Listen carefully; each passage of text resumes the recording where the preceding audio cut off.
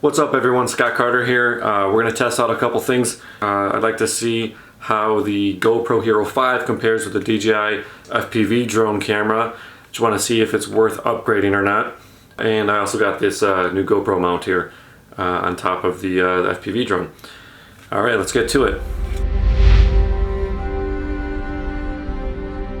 Okay, so the sensor on the GoPro Hero 5, I know it's a little older because the 10 just came out, and the sensor here is a CMOS 1 by 2.3 inch sensor, 12 megapixels. So I'd like to compare it with the drone, which has the same size sensor, but obviously there's a lot more to it than that. So let's take a look.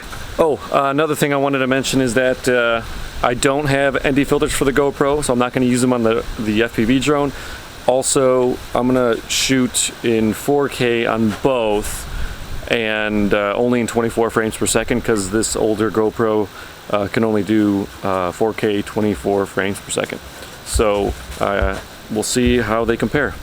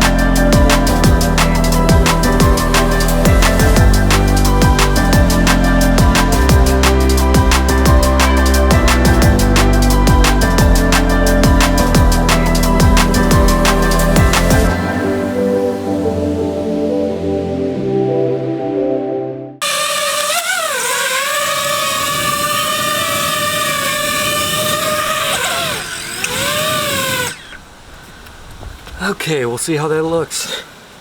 Let's check it out.